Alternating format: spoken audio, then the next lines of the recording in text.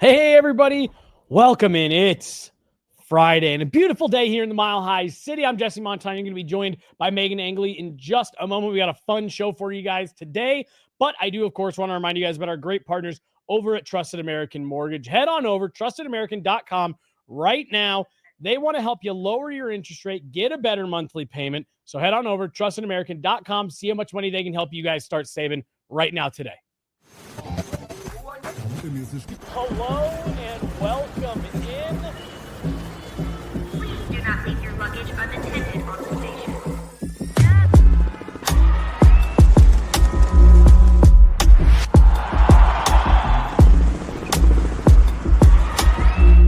Welcome to the show.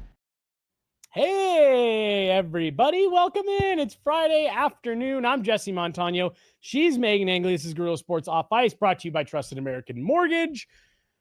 Whew. Did you get out in the sunshine at all today this morning, Meghan? I did not. Did not. Are you answered that like you're an anti-sunshine person? No, I'm very pro sunshine. My wife has a friend who's she's a PA for dermatology. And so she is like, I love being outside, but don't let the sun touch my skin. I used to be a lot more diligent about that. Like Yeah. I would bring an umbrella to the pool if I wasn't guaranteed shade. See, now I like the sun. But when I go to the pool with my wife, I do very quickly tire from sitting out just in the direct sunlight. You know what I do like? Very specifically, going from an air-conditioned place into a hot car. Yes. That feeling Yes. is so amazing. And it involves the sun. That's why it's relevant. I'm so with you. Like I almost just like I like that suffocating heat for Yes. just a few Just seconds. a second. And then you turn the AC on, and then like the AC, it's like the counterbalance just Yeah. constantly. So I just feel you. I feel you. Meghan, we got a fun show today. We had to kind of pull it together at the last second at the beginning of the week. But I was able to sit down with AJ Oscarson from Fresh Tape Media. And he was the guy, as you'll find out here in this interview, going through the last 2.5, 3 years with Gabe Landeskog as they were putting together A Clean Sheet. The docuseries that has followed Gabe Landeskog on his recovery. Meghan, it was one person. And there's a fun little story behind it, but it was one person who captured everything, who followed Gabe everywhere. And that was AJ Oscarson, who we get the chance to talk to today. And, you know, one of the things I told him, and I know you and I have talked about this, is just like, we cover this team. We're around them a lot. We feel like we know what's going on. But there was so much happening behind the scenes with Gabe Landeskog. We all just thought like, rehab, treatment. There was so much going on. And it's just so fascinating to hear about all of it. Yeah, I think there were people who weren't sure about Landeskog for Masterton because it's a regular season award and he hadn't even played in an NHL game at that point. But at that point, we still had information from A Clean Sheet, knowing what he went through behind the scenes during the regular season.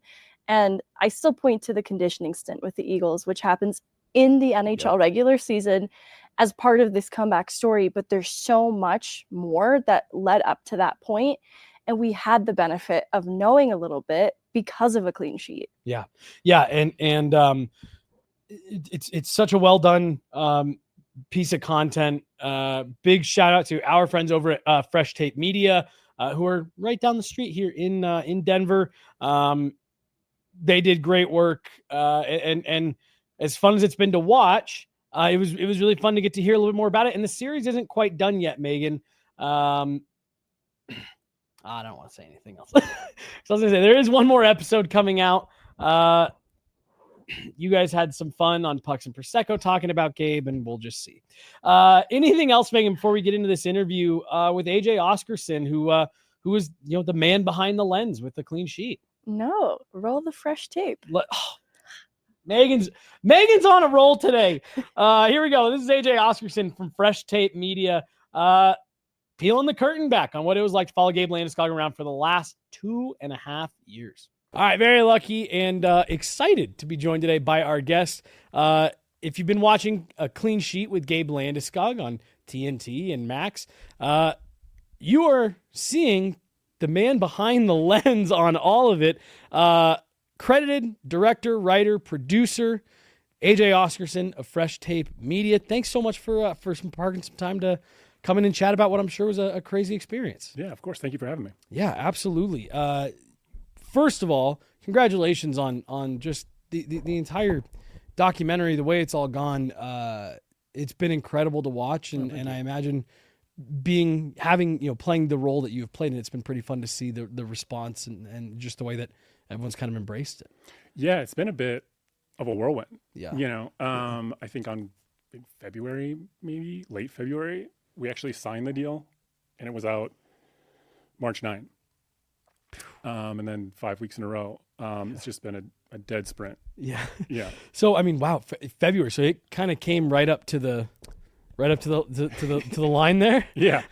Yeah. I mean, it is incredibly complicated deal, as you know, in sports media. Sure. It's like we wanted clips from the NHL, so that was a thing. And then, you got to work with folks at Kroenke and Ball Arena, and, it airs on TNT and then re-airs on Max. And then it was important for Gabe that it airs in Canada and Sweden as well. And so that was, there is no HBO in Canada. Right. So then what do you do there? And then, NHL rights in Sweden are different, so it has its own channel there. So how do you get those folks, that and all of that, and try to doing it on a shoestring budget on a very short timeline has been interesting. Yeah. I mean, being in the video production side of things, it's the timeline to me that's more impressive than anything else for you guys turning stuff out. But AJ, you and I have gotten to know each other a little bit here over the last couple months, running into each other around the rink a lot. Yeah. I guess before we get into the how and a lot of what was this experience like for you? I guess let's just start there. I mean, this is a story that a lot of the hockey world's been paying attention to, and you've been in the middle of all of it. Yeah. I think just personally for me, as someone who loves telling stories in media and sports, it's been a project of a lifetime. Yeah. Really intensely. We worked on it for 2 years and really closely with Gabe. And yeah, what I think he's been able to do with it has just been phenomenal. He's got a lot of opinions on how it should look and everything, and what he wanted to get across. And when we started talking about it, June 2023 was our first shoot. He was just really focused on, like, it just can't be like a bunch of montage of me working out. Yeah. He's like, that's not a realistic arc of what rehab really looks like. And we didn't even know June 23 what was all going to happen. And then to see it all come, I was like, well, he was really, smart on that. Yeah. Really, really smart. Good foresight. Yeah. Yes. Yeah. Like, just kind of like knowing that, like, this is not a typical injury. This is not going to be a typical story. And, like, let's strap in. Yeah.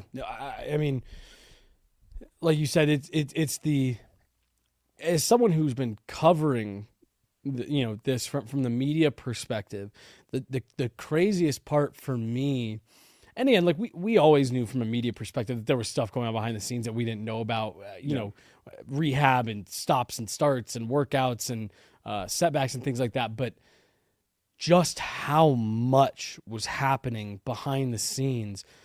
Because again, like, I'd see Gabe, I'd say semi-regularly around the rink. Obviously you guys, you'd be traveling, he'd be going here and there, and there were some stretches where he was gone for a while, but we'd see him around.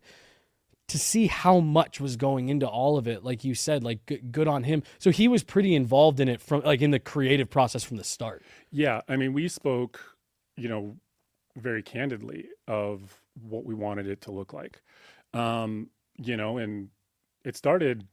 One of our phenomenally talented producers, Avalon Koenig, the photo on Instagram he posted right after the surgery, laid up in the, I guess not boot, but cast kind of, and just, sent him a message of like, hey, we're pulling for you. And we've done a lot of stuff with abs and nuggets and stuff. So we kind of knew him a little bit, it wasn't just a cold message. And he's like, oh yeah, if you ever want to tell a story, let's talk. And And so he just started there, and he's like, I'm going to Philly. It's in the first episode. It starts off right in Philly. And I showed up and like went to the, kind of apartment he was staying at over that duration.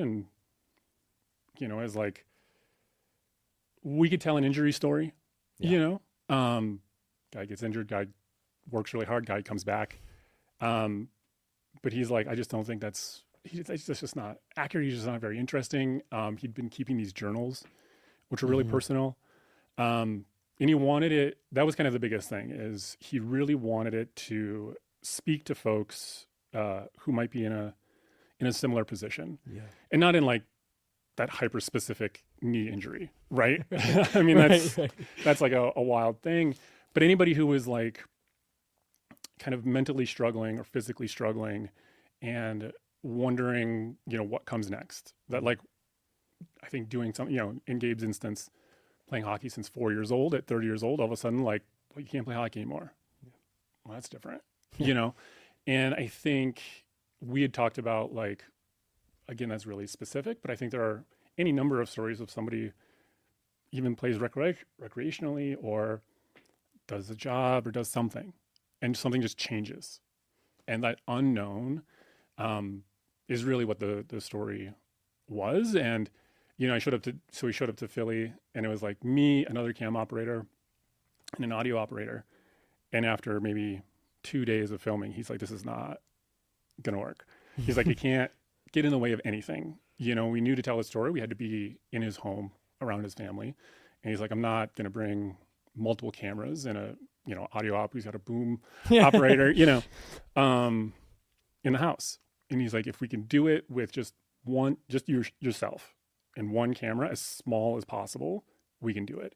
And I think that really kind of changed what it was, because a lot of the things you see in the show is we're just, in a lift, driving to a doctor's appointment. We're waiting in a doctor's appointment, and it's just a lot of that kind of stuff. And I think it just kind of makes it a little bit more personal. Okay. All right. I'm so glad you brought this up, because when I first heard about what you guys were doing, genuinely, that was my first thought. I was like, wow, I can't believe Gabe's going to have this whole camera crew going around with him. And then when I first started watching it, I immediately, the thought that was going through my head was, this feels very personal. I'm really impressed they pulled this off. It's this whole crew, but this feels really tight knit. Yeah. And then you and I met, and we kind of started talking. You were like, "Nah, man, it's me. It's me. That's it." And it honestly, it made sense. And genuinely, I'm not just saying this to you, I think that was the right call. I feel like it added. It was the perfect. Like, that was the way this story needed to be shot and told. Yeah. And I'm sure for you guys, obviously you don't learn that till after, but just wow, what a great call to have it done that way, because not only did it sound like it fits for him better, but like I said, I think it struck the right chord. Yeah, I think, I think there's so many documentary or reality work out there that, you hear folks saying all the time, oh, you get used to the camera, you get used to the camera. I was like, do you? Yeah, right. Do you? I spend 80 hours a week around cameras. I don't know if, you just can't put a camera in a room and everyone's going to be the same. 100%. And I think adding folks just increases that. And it was really important for myself and for Gabe that, it would have been cheaper and probably easier and faster for everyone if it's like when he was in Toronto or Philly or Calgary. It's like, we'll just, grab somebody with a camera and put him there. But right. we just really didn't want to do that, because like, you wanted to keep that line of questioning. You wanted to keep that rapport. And also, we just wanted to be really sensitive. Kids when we started, were really small. I mean, they're still really small, but really small. And, you just don't want to be bringing people all the way around. It's just kind of like, no, it's a home life. 100%. It's not a set. And I think it just looks a bit different than I think a lot of the sports documentaries we're used to seeing, that are like big and glossy, and they're stunningly beautiful, and they're great stories. And we just wanted to do something a bit different. And like, it's not overly pretty. It's not like glossy, it's just like a really small camera. It's, a Sony FX6 and then 2 lenses, that's it. Yeah.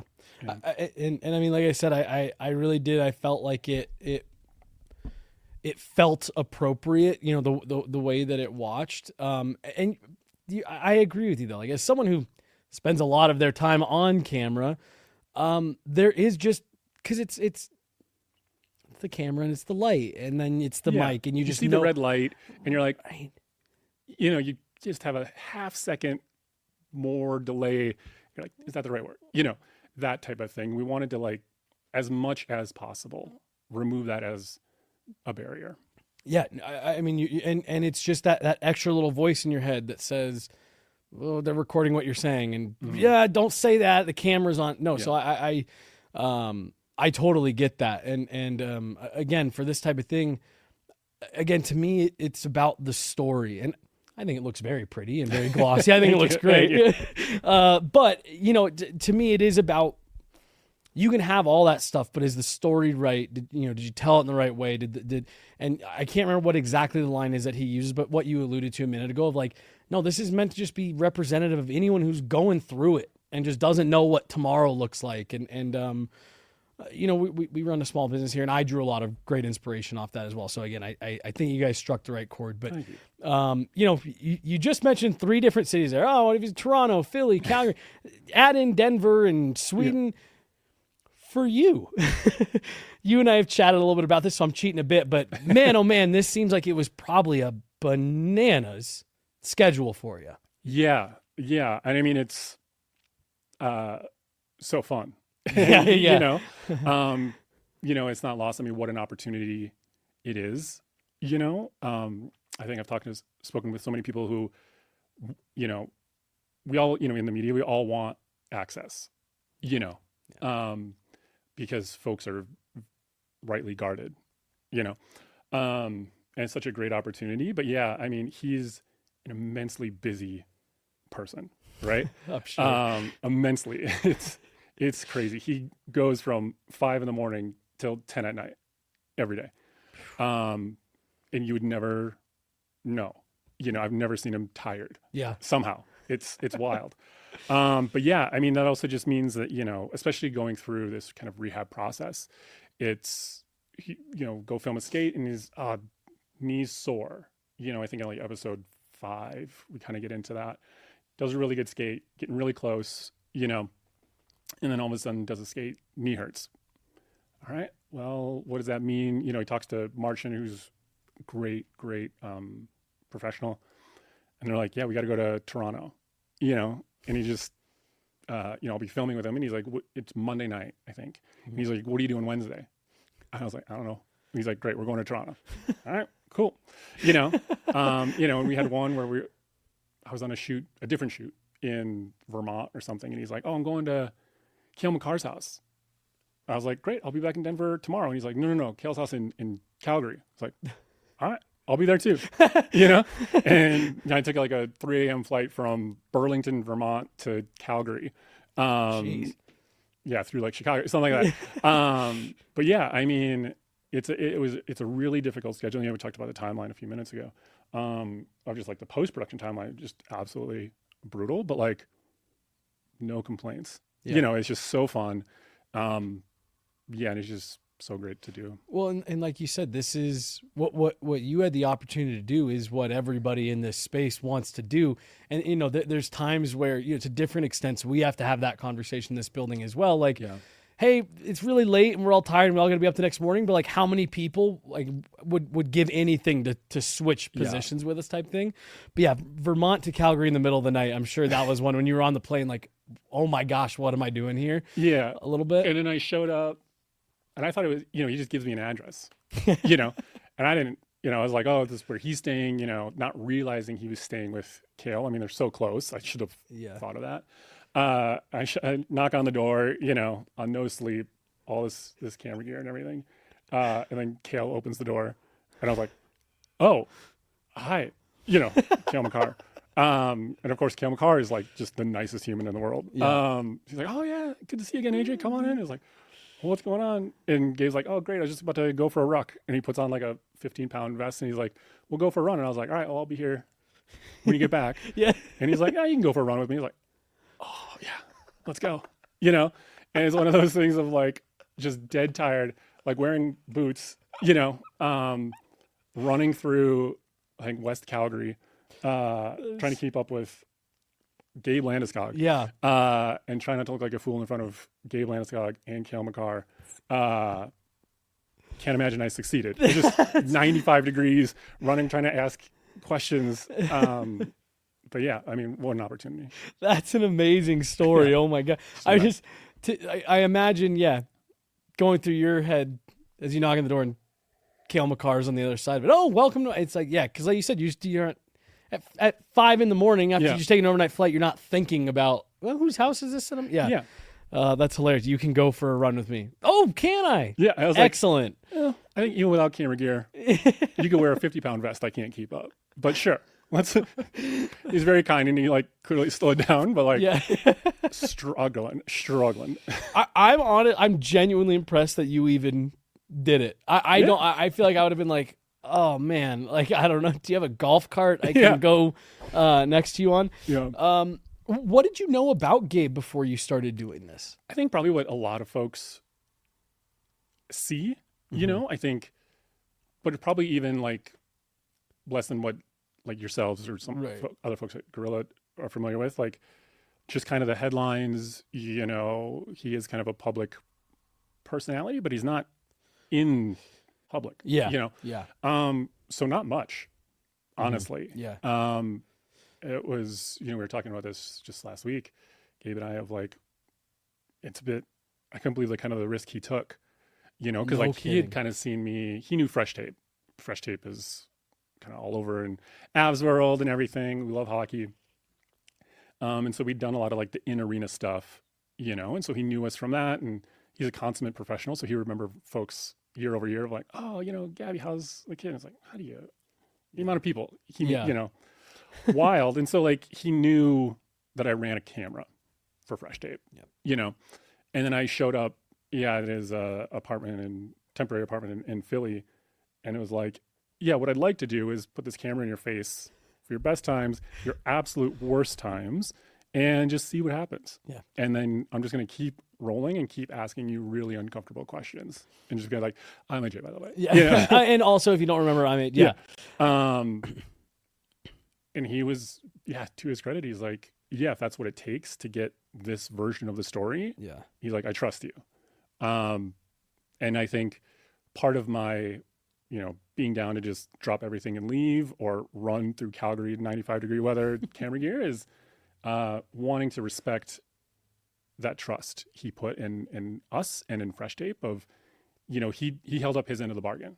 You know, he's very candid. I think if you've seen the show, like episode 4, I thought was like really brutal in some of the moments that are there. And like, he didn't have to share that with the camera, knowing that we were going to put it somewhere. You know, not at the time we didn't have a deal, but like the goal was to put it somewhere, and he held up his end of the bargain. So like, we'll do the same. That's amazing. And part of the reason I asked that was because he is, you know, him and Cale, like they're such great guys. Like I as much as this is like, I don't know of a worse person that all of this could have happened to, you know, Gabe, just the pro that he is.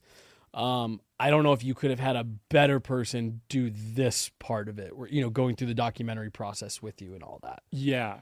And it is kind of odd. It's, you know, he's almost like a, you know, you never want to see anyone injured, but it's interesting, you know, speaking with Melissa, his wife, and it's almost like not good, but like the way he's been able to work through it, you know, and speaking with like the trainers and the ABS organization and stuff of like, he would come in, you know, over those 3 years or 2 years, you know, post surgery, do workouts when he could, you know, when it would be safe and everything, and still just hyper motivated, really positive, you know, really good playing that role of the captain of like hyping up the guys, talking to the guys, you know, he does his homework off the ice and everything. And like, I think in speaking with one of his trainers, Alexi, he's like head strength trainer in Avalanche, you know, most folks couldn't do that, you know? And to go through I think there was probably like 3 times we kind of demarcated in the show of like, about to come back, setback, about to come back, setback. And I mean, how many times can you do that? And I think he's just kind of a special person, and that like you kind of have to be able to take that on the chin and just kind of go, all right, well, what's next? Yeah, is astounding. And like you said, the mental strength that it takes to do that is wild. Yeah, I would have given up a couple weeks in. Like, this is a lot of work. Yeah, this is too much. This is too much. It's a lot of pain. Yeah. You know, time away from family and all that stuff. And like, I'm good. Yeah. You mentioned, you know, sticking a camera in the face in the good times and the really bad times and asking the tough questions. Even doing what you do and you know, being the storyteller that you are and knowing, were there times when even you were like, I don't want to film this, I just want to shut this moment off? Or did that, I mean, there's some times, yeah, I think both on the positive and probably on the, I don't want to say negative, but harder. Yeah. You know, there's some times of like, I spent, I don't know how many days, right, over the course of 2 years, like at their house in Toronto and in Denver. And like, yeah, there are just some times of just playing with the kids where it's like, I'm just going to stop recording and like, just let the family play in the pool. Yeah. You know, and we have plenty of footage, you know, and stuff like that, or just let them be. Yeah. You know, which I thought was really fun, you know. And then, you know, I think the toughest time was that home opener this past season in 2024, where it just caught me off guard. You know, like in my head, it was like, oh, Gabe's going to go out, you know, for an announcement, be, you know, Gabe Landeskog captain, and everyone's chanting Landy, and I was like, boy, this is going to be has to be such a great moment, you know, working in the shadows for so long and so hard, and knowing, you know, the background of the setbacks and everything. This must be such like a positive affirmation, you know, and then to realize that like it's kind of one of those worst days in the 3 years, and then to like put that on camera, I was stunned. Yeah. You know, and I didn't really know I wasn't expecting it, because I was probably in the mindset of everyone else at Ball Arena, like, this is amazing, it's home opener, Gabe's here, let's go. You know, he's in a suit, but like still he's here, you know, and all of that. And, you know, it's a fresh season. And then to realize that like he was just really struggling. It was having to make a decision really quickly. Should this be recorded? Ultimately, they ended up doing it, obviously, and it ended up in the 4th episode. But yeah, I mean, I was up all night debating, like, was that the right call? How does Gabe feel about it? You know, I went to his house the next day, and it was like, so obviously I was there and I captured it. You know, I can delete it. I'm the only one who knows it exists. Like, I can delete this if you're really uncomfortable with it. But again, just to his credit, he's like, no, I think, you know, he was like, I was not excited you were there in the moment, but he's like, this is what the story needs, is to show that it's not a straight line, and that you can indulge the ups and indulge the downs, but ultimately keep moving. And he's like, the story needs it, so I think we should keep it and use it. That's an incredible story, because AJ, honestly, I remember I was up in the press box at a different vantage point than you, having the exact same thoughts. That's got to be a great moment for Landy. Right? The fans still love him. He still gets, even though he's in a suit, listen to the cheer from the crowd. Yeah. Wow, what an awesome moment for him. So, you know, to see it for me, you know, for me, almost a full year later, like, holy smokes. I had the exact, the exact same thought that you did of, wow, what a great moment for him through all the hard work. What a great moment. And hey, maybe he's working back closer. And to find out that, like you said, it was the opposite. It's an amazing moment to watch because of how real it is. Like you just said, like he said, like, it's part of the experience. And if you only tell the story through the lens of like, oh, here's when it went well, and here's when he got his first workout in and got back on like, that's not the real experience. And I mean, good on you for being able to capture that moment, because I'm sure that, like you said, that was a tough moment for you in the moment and after. And I'm sure that wasn't the only moment that was like that, but yeah, that definitely seemed like a tough one just because of how unexpected it was. Yeah, I mean, just really caught me off guard, and we tried to replicate that in the edit of like, oh, this must be a super positive thing, you know? And it's just kind of having like the rug, like I felt like the rug was pulled out from under me for my experience. And I think Gabe probably felt that same thing. You know, he loves Ballerina. He loves the Avalanche fan base, loves, you know, all of it, you know? So I don't think he was like, oh, I'm upset with these people. He's like, I'm upset that I can't be out there. Right. You know, we talked very candidly of there's this perception that professional athletes, elite athletes, are superhuman, and they are. You know, I mean, it's wild what a NHL player goes through, right? Yeah. If you've ever seen Gabe Landeskog without a shirt on, you can convince me that he's a superhuman. Yeah, very easily, right? It's like, that's not how that's supposed to work, right? But I think it takes somebody like Gabe who's, you know, who has a good position in the NHL, who's very smart, and doesn't, you know, vulnerability is a strength, you know, and I don't think that's been the case a lot of times. And I think it takes somebody of like, I don't think, like you said, anybody in the world who's seen Gabe play or in personal life, think that he's not one of the strongest people in the league, right? Yep. He's 205 pounds, probably, skates like a demon, you know, throws hands like it's the 80s. Yeah. And so like, yeah, I think he's kind of one of the few people who can open up in that way. And I think, I think regular folks, you know, you, me, kind of need to see that of like, oh, okay. It's okay to have bad days. It's okay to be vulnerable, and talk about your emotions really candidly. I just think only Gabe. Yeah. And it's okay to struggle. And to your point, to see someone like Gabe, who, you know, I know a lot of people in the hockey world, you know, he's a guy that you do kind of put on a pedestal, not because of just how good of a player he is, but what a good person he is, what a good leader he is. I mean, you know, we kind of laugh amongst Avs media because, like, you know, over the 3 years that he was gone, we've had, you know, that media room is turned over, and there's people who were in that room who had never covered Gabe before. Yeah. And they say, like, the way that people talk about him, like, I hope I get the chance to cover, you know, and now, you know, thankfully, you know, everyone has had the opportunity to, and, you know, hopefully that continues in the future. But like the way that Jared Bednar talks about him, the way that Joe Sakic, Chris McFarland talk about him, you know, any of the hockey ops staff, the way that they talk about him, the players, he kind of exists in this realm all on his own, you know, within the organization.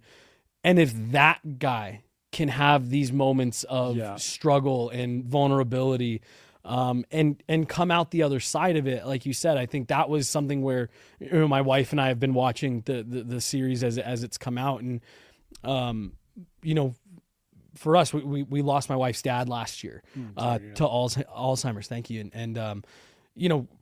So it's been a tough last year, and there were multiple times as we were watching it, my wife would draw parallels to, you know, the again, just the hard days, the hard moments, you know, whether they be physical or mental setbacks in whatever you're dealing with, of just like, I can relate to that. Yeah. I can relate to that struggle.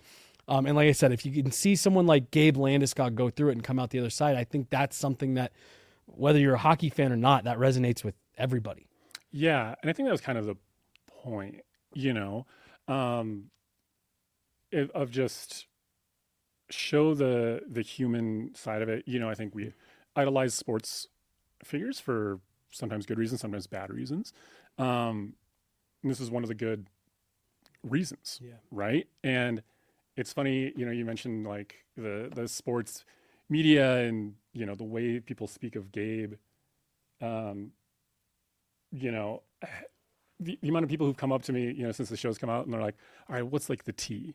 You know, like, what's the real insider's look? And like, yeah, hand in God, the person I think everyone sees is the person I see, in making the documentary. Like we read his journals, his personal journals together. And I've spent, a lot of time with him, and like, yeah, he loves his family, loves his wife, loves playing hockey, wants to help others, is like, that's, just constantly like, what can I do to help? Who can we talk to, all day. Yeah. Every day. It's like, that's how you get to that. It's not a thing. It's just who he is, Yeah. And the interactions that I've had with him, I was lucky enough to cover Gabe for a little bit pre-pandemic, because then after COVID, everything kind of changed with the way that the media interacted with, everybody for a couple of years there. But, so I've gotten to know him just a little bit, and even in I'd say the last year when he's been around the team a lot more, I mean, just like he will never, pass up an opportunity just to stop and, hey, how you doing? How are things going? What have you been up to? What do you got working on? Just always, actually, I think I was in Buffalo last year, and I was going down to get some food. I was coming down from my room, and the elevator stopped on like the fifth floor, and who are we stopping to pick up? Doors open, and Gabe Landeskog's down there. Like, oh, Gabe, what's going on? And I think he was going to someone else because he got off on like the second floor or whatever, and just hey Jesse, great to see you, man. How you doing? Blah blah blah. Good to see you. Good. Oh, glad to see you're traveling. Good to see you on the road. All right, cool. See you later. Blah blah blah. And again, just like he could have gotten in there and, hey, how you doing? Look at his phone. Right. But just chatted you up, and just such a nice guy. So what I'm saying here is, my every experience I've had with Gabe is in line with what I saw who the guy is in the documentary. So I'm with you. I don't know if there's actually is that guy. Right. He's 2 phones, he's blowing up all the time, especially as ramping back up towards playing. Yeah. But still constantly present. Yeah. If you're talking to him, he's talking to you. 100%. Even though, there could be people right on the peripheral who are also trying to talk to him and stuff, but he's like sitting and listening. Yeah. It's wild. It's amazing. Yeah, it's incredible. All right, you've been very generous with your time. I got 2 more for you, and then I'll let you go. Two separate moments that I just want to know what your perspective was like on them. One of them was that game up in Loveland for the Eagles. Just the crowd pop for him in a building that's so small, how loud it was. Yeah. I guess just what was that like for you? And then the goal in Game 4 at Ball Arena. I know you were there for both those moments. I guess just having been with him through every step of the way, what were those couple moments like for you? It was really fascinating. Like, because we didn't really talk about it for 2 years, I think we talk about it in the show, like episode 4, just throw the calendar away. I think that he ran into that issue of X amount of days. The doc says, oh, it takes 10 months to recover from this. And he goes, well, in my head, like, I'm an athlete. I'm going to do it in 8, and like letting that dictate of like, oh, trade deadline's coming. I want to be back by this. I want to be back by that. And then reverse engineering where he shouldn't be health-wise. And that led to at least 2 of the setbacks, right? And so even like coming up to that, 2 weeks out, I was like, are you playing? And he's like, I'll know more tomorrow. Yeah. But just stopping at tomorrow. So it was never like, we never sat around and like, I would try to ask him, and he's like, I visit it. I'm like, it'll be great. It'll be so exciting. It'll be so fun to see Mel and Linnea and Luke on the glass and all that. But he's like, that's not where I'm at today. I got to be where my boots are today. So I had no idea like what was really going to happen, other than like, it's a long time waiting. And I was really nervous and anxious, just knowing how much he'd been through and how hard he worked. And also just like having to obsess over it, right? At that point, we were still filming the 5th episode, and we were rolling them out every week. So I've been doing this 80 hours a week for 7 months, just thinking about Gabe and Gabe's knee in this documentary, right? Yeah. So it was like really intense for my seat of like, no one really knew how the knee was going to hold up, you know? And I think at the time, the expectation was play a little, rest, you know? And Yep. so no one expected really the Saturday game. But he came out and like exceeded all expectations. Like we have all the quantified metrics, you know, from the skates and everything like that. And he was top 15%. He had been on the ice in 3 years. Yeah. That makes no sense, you know? And so it's just like a lot of folks are just like, what's going to happen? What's going to happen? Okay, we're chilling, up to like excitement. Yeah. Yeah. I remember in that, I believe it was the first game of the weekend for the Eagles. He was involved in like a little bit of a kind of a tangle yeah. up. Yeah. And he went down and there was like a collective like, and he got up and jumped back into play and everyone even cheered. Like him getting back up and getting back into play. There was a small like, okay, all right, he's good. And that I remember being the moment where I was like, all right, he might be good. And then he gets in the scrum and he's pulling the guy out and headlock and yeah. And you know, it was just like, oh man, he might be back. And then he scores the goal the next night. I just remember for him or for that night, like thinking to myself, like, I just want this to go well for him. yeah. Like, you know, you deal with if he can come back and play and all that stuff later. Like, I just want him to go out there and have a good night. And I think, man, on several different instances, it just felt like, oh, well, I hope just this happened. And he exceeded that. Like you said, just felt like he exceeded expectations all over the board. And I'm sure, and maybe he's told you this, but like I'm sure even for himself on some of those. Yeah. And I think, you know, we talked about it after the Eagles game. So I was like kind of hanging out with him, you know, prepping for the road trip to Dallas and everything. I was like, you know, I think one of the first, maybe second plays, you know, at Eagles on that Friday night, he went into the corner and hit something. And I think everybody kind of collectively went, here we go. Yeah. You know, big guy goes in the corner against another big guy, you know, and hopped him and skated out. Okay. You know, and I was kind of, you know, and he kind of threw some hands and he took a penalty and stuff like that. And I was like, you know, was any of that like signaling either, you know, looking down the barrel of the playoffs to Dallas or just other players or to some of the critics who've, you know, done some chatter of like, I'm back, watch, I can hit this person, I can get in the scrum. And he's like, no, not at all.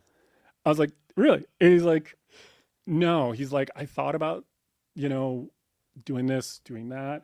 And he's like, and then the puck dropped and he's like, just hockey brain took over. And he's like, I'm going to go get that puck. Just play. It's just play. And I think, you know, that was really great. You know, the difference between watching game 3 at Avs, game 4 Avs is, I think that game 4 goal it was so nice. I think it's just as like a hockey fan, right? As a longtime Avs fan of like, oh, Gabe's back in his office, battling in front of the net, you know, taking, you know, pushing folks around. It was great to see.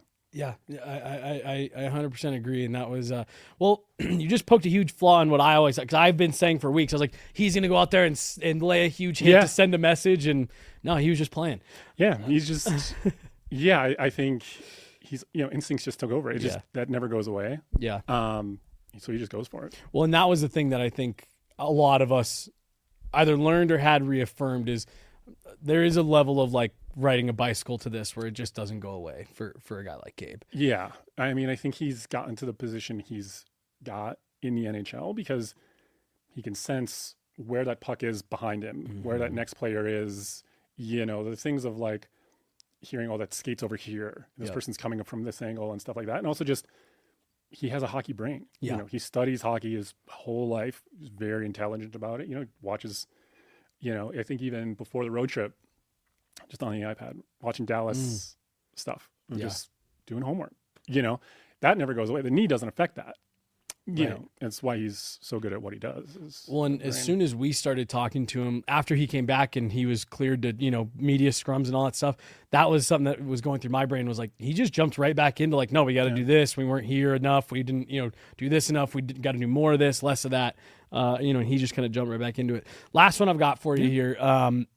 Do you have a favorite moment? I know episode 6 is still to come, so we, the public, haven't seen everything quite yet. But do you have a favorite moment through the last, you know, 3 years of doing this and being with Gabe? That's a great question.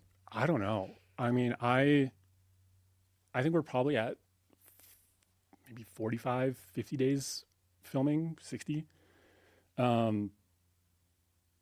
That's just like a lot of time, Yeah. you know? There are some like great moments watching. I almost like watching his kids grow up. You know, like when I met Luke and Linnea, Luke was 2, Linnea was 3. Yeah. And so like kind of talking, you know, Luke's like ambling around a bit. And now, hey, Luke, how's it going? Oh, hey, AJ. You know, like, Yeah. that's wild to see. Wild to see. But no, I mean, overall, it's just been the whole project. You know, like Gabe and I are kind of constantly texting, here's clips, you know, here's this still. And, you know, oh, what do you think about this? And I'm thinking about doing this. And he has like just great input. Right.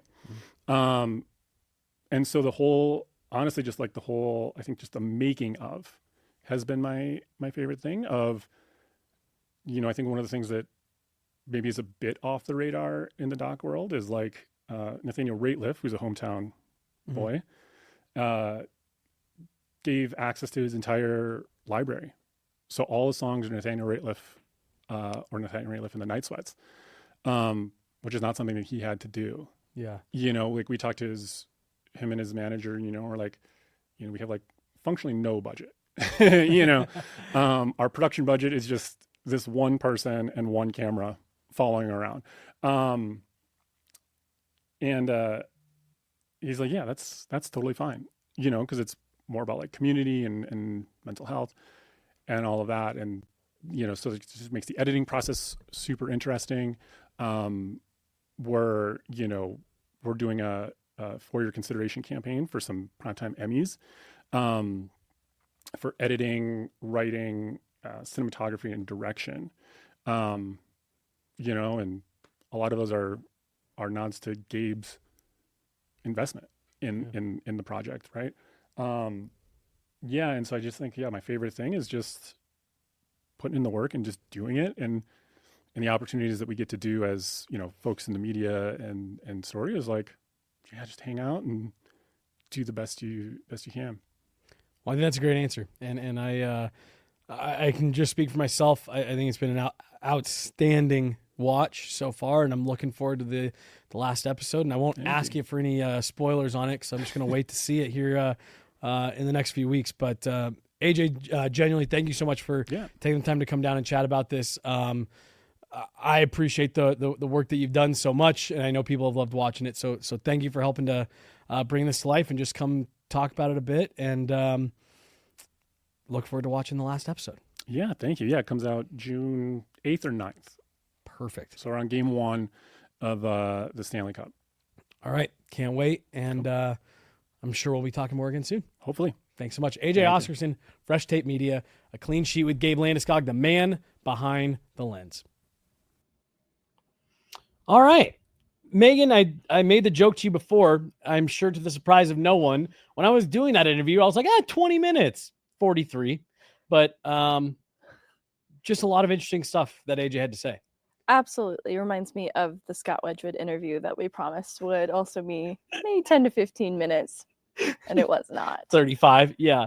You know, Meghan, there was a comment in here from Alyssa that says, you know, he's confirming that it's easy for Landeskog to come off as authentic because that's just kind of all that's who he is. It was just so great having Gabe back around the room again here, you know, for the back part of the season in the playoffs, because he is that good of a guy.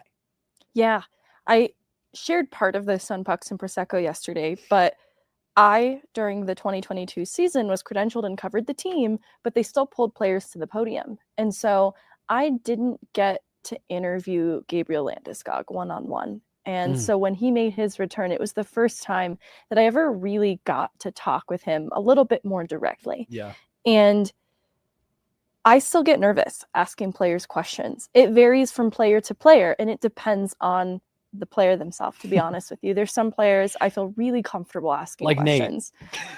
You know what's funny is there are players that have given me a worse time than Nate that make me more nervous than Nate. Yeah. I actually hold Nate in a higher regard because I can expect what Nate's going to give a little bit more. You can read his body language and use your skill of perception to pick up on that kind of thing. Nate actually is not high on that list of guys who like make me feel a little nervous, because there are guys who might give you a hard time and catches you off guard. Anyways, where this is going is I never felt nervous to ask Gabriel Landeskog a question.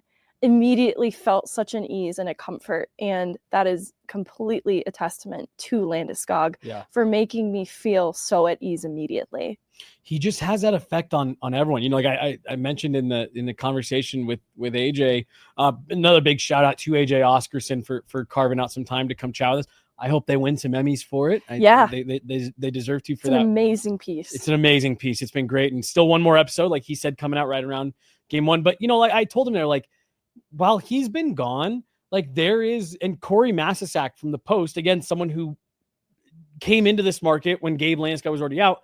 Like we talk about this all the time. Like there's this kind of like protective bubble around the way that people even talk about Gabe Landeskog around Avs facilities and stuff. And he is just kind of this, he's not a player. He's not a coach. He's not in management. He's just like Gabe. Like he's just kind of on this, in this different sphere. And like you said, it's all warranted. He just has that effect that you're talking about on everyone around him. And it's,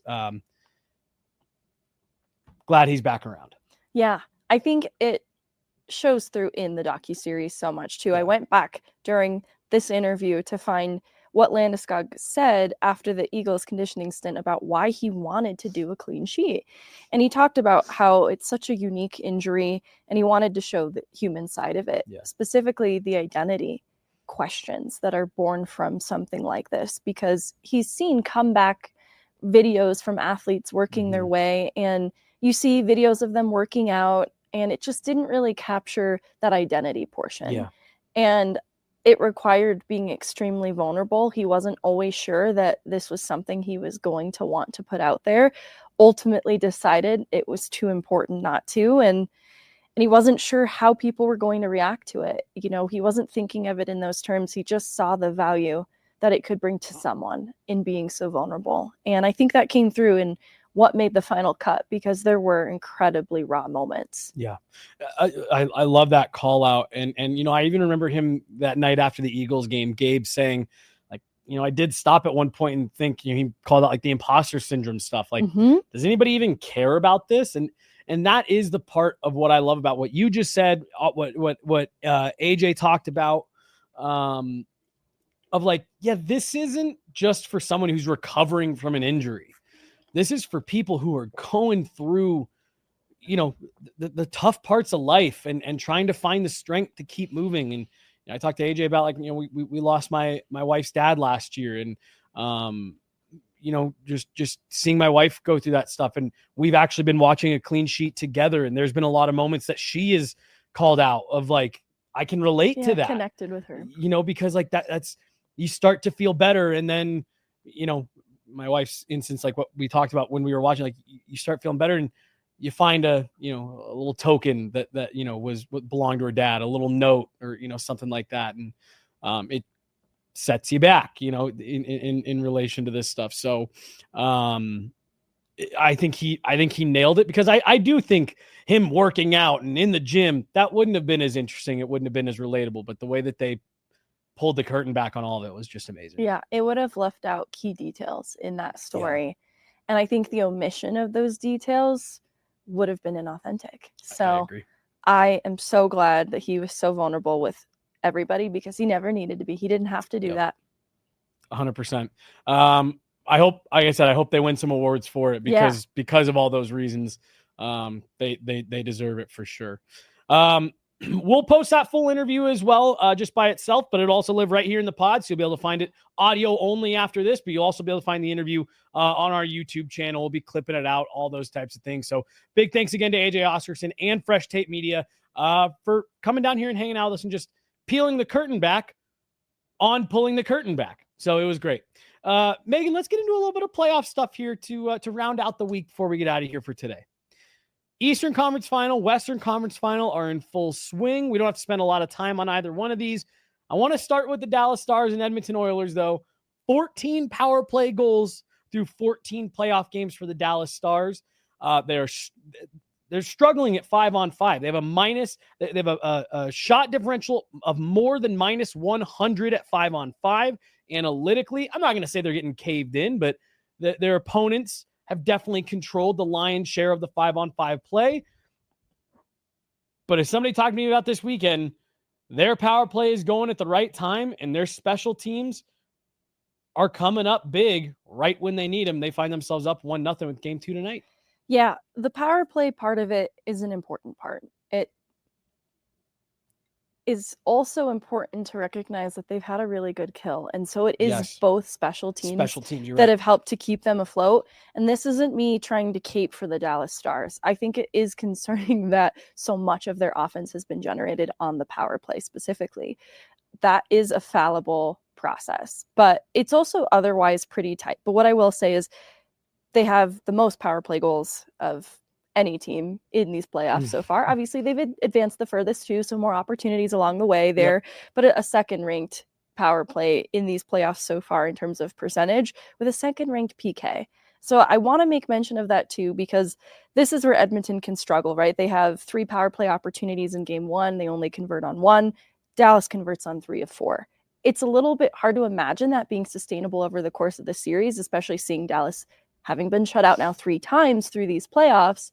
You do wonder what the rest of this series looks like. But what is interesting is you go back to the first and the second period in game 1 for Edmonton Dallas, and this was kind of controlled by Edmonton. It's a tight margin, so I'm not going to say the ice was so tilted in Edmonton's favor, but they let in the shots battle, and Dallas came away with it in the third because of lack of discipline on behalf of Edmonton. You know, a late second period penalty and then 2 additional penalties early in the third gave Dallas that opportunity. And here's where I will give them some credit, right? There's that lack of discipline on Edmonton's side, but then there's the killer instinct 100%. on Dallas. And they really know how to seize those moments when they get them, and they almost count on it, right? Like they know they're never down and out because that moment, whatever form it takes, is going to come for them. And maybe it's by creation, right? Like maybe they're baiting Edmonton into taking some of these penalties. But also I think it was a lack of discipline on their part. But the fact that Dallas has that knack for putting games away when those moments arise, even if they didn't necessarily dominate through that point, is a strength of that team. And so, you know, just looking at the Eastern Conference final and seeing what Florida is made of, it's hard for me to even see that Stanley Cup final if we're looking at a Dallas Florida, because Florida just feels like it's cut from an entirely different cloth than any team in the league this year. I will say with my full chest, this version of Florida, I'm not sure Colorado would have been able to survive a Stanley Cup final against this Florida team, even with the strength of the roster construction for Colorado that obviously ran into its own Dallas problems in the first round. Florida is just that good. So that's where I'm already starting to compare Dallas, talking about them in terms of being a cup final team, but I'm still not sure they're as complete as what I'm seeing on the Florida side of it. So they've got these strengths I don't want to take away from, with special teams and a goaltender who continues to be good for them, right? Like we haven't seen Ottinger totally fall apart the way we have in past playoff series where you've gotten a different Ottinger round by round. And so it's another strength of this team, and at fuller health too, they are a little bit more complete. But I think there are some blemishes for Dallas with relying on special teams as much as they do. I just want to quickly go back to the point that you made about how they're almost even like expecting it. When we were in that building for game 7, you could feel that. You wouldn't even have to be in the building. You just see it in their play, in the buzz from the crowd. They started, getting they score that first goal, and it was just like, oh shit. They're not sweating it. Right. They just felt confident. Even when they weren't in control of the game, it was like, this will tip for us at some point. And there's been a moment in every game, it feels like, where they've done that. Like in every game that they've played where they've done that. And like you said, you give them credit for having that killer instinct, that whatever you want to call it. They've certainly got the it thing right now when it comes to the man advantage. But I do want to talk about, to me, Megan, the story right now is the Florida Panthers. Like you said, this team looks like they're just on another level it doesn't even look like they are breaking a sweat right now through 2 games against Carolina Hurricanes. Florida is a masterclass in roster construction Yeah. because you look at the percentage of the cap that is allocated to the top of the lineup, and they get contributions from the entirety of their lineup. Now every defenseman has a point through these playoffs, and so they're getting back-end contributions as well from the top of the lineup. Sam Bennett has been kind of insane just early into this Eastern Conference final, but through these playoffs too has been excellent for them. And on the back end, getting those contributions has been huge too. And so I think it's such a well-balanced attack that it is just so suffocating. And so even a Brynda Moore attention to detail Carolina team that is very sound defensively, I have such respect for what Jacob Slavin individually does. Even that attention to detail defensively from the whole team on behalf of Carolina is really hard to contend with Florida because of how well balanced the attack is. They're getting steady goaltending, which is just good enough, and they're difficult to play against. You know, Paul Maurice was talking with Jackie Redmond in the intermission for game 2, and he was talking about how the bench is kind of leading itself. It's a very hands-off moment at this point in the playoffs for this team. And it reminds me of the 2022 Avs and Nazem Kadri's comments, and even Bednar reaffirming those comments about how the self-motivation of the group had skyrocketed. Like they really didn't need that message in between periods from the coach because everybody understood it. And so that's what's coming through to me with this Florida team is it's a 5-man unit on the ice every shift. Everybody's working together. They understand their role and they're executing to the most perfect detail. And that's why it works. And it's also very hard to contend with that because you look at the 5v5 possession numbers and it's shades of Dallas, Colorado all over again, with Carolina having decent possession through both games. You know, they don't win the shots battle in the second game, but they come away with it in the first. There's certainly some holes in Carolina's game that are being exposed in this series. So I want to give them credit for what they do in possessing the puck 5v5 and some of the defensive things that they do, but it is fallible, kind of like the Colorado series. Some of their star players, just not enough execution and not enough shot volume coming from Carolina. And I think it's just the way in which Florida comes at them in waves, and that the way in which they're so bought in. In game 2, what impressed me, I mean, so many things have impressed me about this Florida Panthers team, but like Carolina under Rod Brind'Amour, that's a volume shooting team. They like to control the puck and they put pucks to the net. Heading into the third period, they had 8 shots last night. When your team shots leaders are Dmitry Orlov and Jack Roslovic, you have a problem. Jarvis, Stankoven, Svechnikov, 0 shots on goal when it was all said and done. For game 2, they get shut out 5-0. That result reflects that issue in a really glaring way. And, you know, there's a little bit of a third period push from Carolina, but they had 2 power play opportunities they didn't convert on. And the other story of this series so far and kind of through this point has been the penalty kill. They had one of the best penalty kills in these playoffs, well, in the regular season. And through this point, it has been a weakness for Carolina. And so this is where I feel like a broken record, deferring to special teams yet again, but it decides playoffs so much of the time. And this is obviously felt from the Avs perspective with respect to the power play and the struggles that it had. Game 2 of the Western Conference Final is tonight. Mikko Rantanen, Dallas Stars, Connor McDavid, Edmonton Oilers. I'll be tuning in and catching that one for sure to see if Edmonton can stay out of the box. That was the joke. We were all up at the Eagles game Friday as that game was going on, and Corey made the joke to me. I said, you see that 3 power play goals? He goes, I'm not even concerned with how do you give up 3 power play goals that quickly. How do you take 3 penalties that quickly when you're trying to hold on to a lead? But we'll see what happens here tonight. That is not the only playoff game going on tonight, Megan. Just up north, up at Blue Arena, the Colorado Eagles will be looking to stave off elimination as their backs are against the wall against the Abbotsford Canucks after losing 2-1 just a couple nights ago on Wednesday night with, I believe it was 1:14 left in the first overtime. Megan, it's backs are against the wall for the Colorado Eagles tonight. Yeah.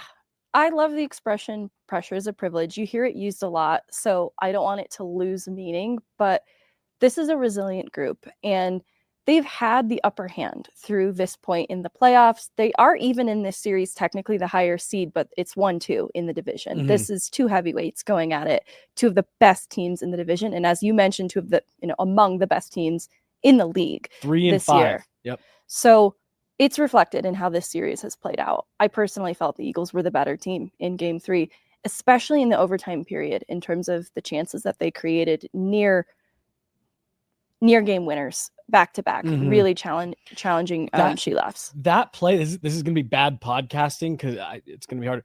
That play that Jason Megna made on the forecheck in overtime, where he came out of nowhere and picked off a pass and set himself up on a breakaway from 30, 40 feet out.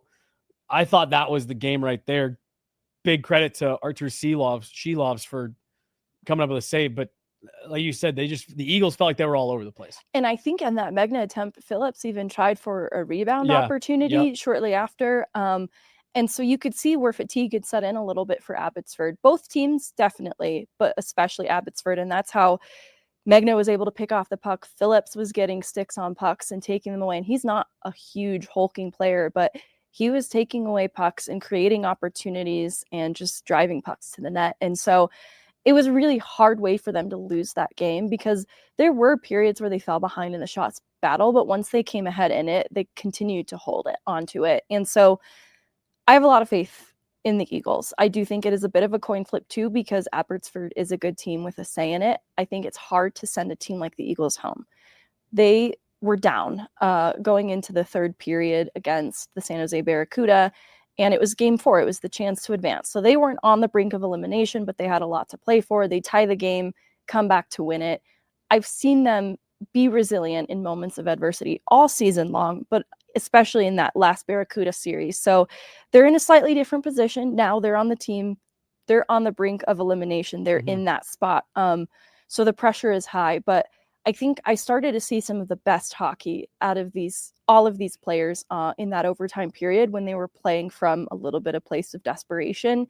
And I think that's going to be the story of the game tonight from the drop of the puck. And so it should be exciting. And I'm expecting them to come out with their best because you look at who scored the goals in the last game, and it's John Ludwig and Jake Wise.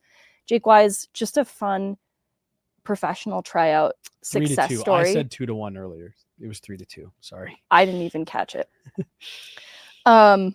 So You said it was a fun story. Yeah. yeah, he get goals in back-to-back games in these playoffs, and these are really his first ever Calder Cup playoffs. And he's a PTO success story turned into a contract with the Eagles. He's on both special teams. This has been a really cool story for him, right? You've got Ludwig getting on the score sheet. Brian Yoon came off a multi-point game back in Game 2, stealing one on the road in Abbotsford. They're getting contributions from all over the lineup. But, I want to see the top guys really show up tonight. Not to say that they haven't, over the course of these playoffs. It's just they're getting contributions from all over the lineup. I want to see all hands on deck, and I want to see the top guys, especially what we saw in that overtime period, extremely hungry from the start of this one. I'm trying to find it. It doesn't look like was it the same player who scored to tie it for Abbotsford as for who won it? No, different players. Because they both did the same celebration.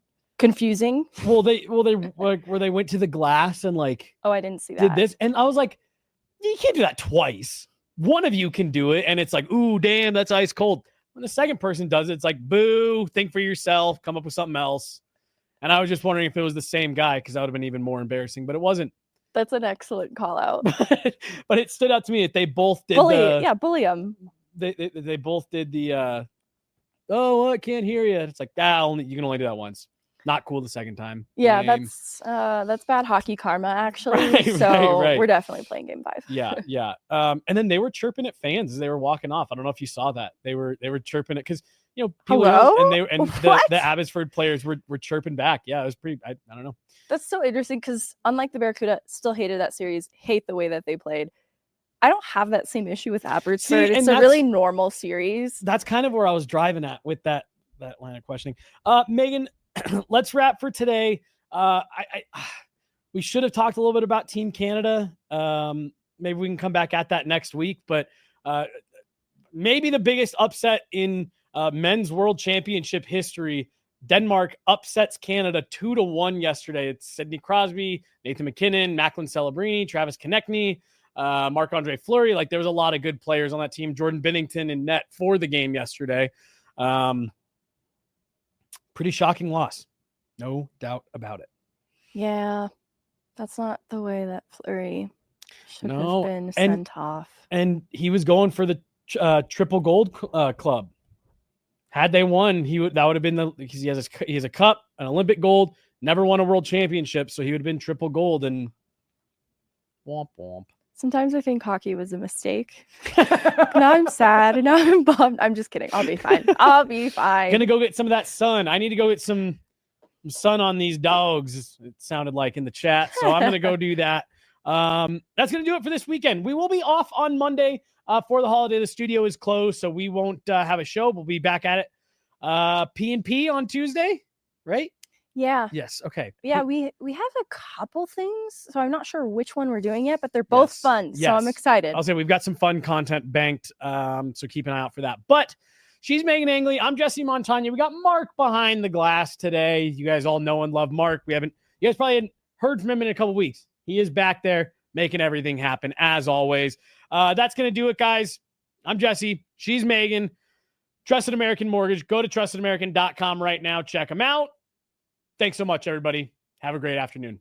See ya.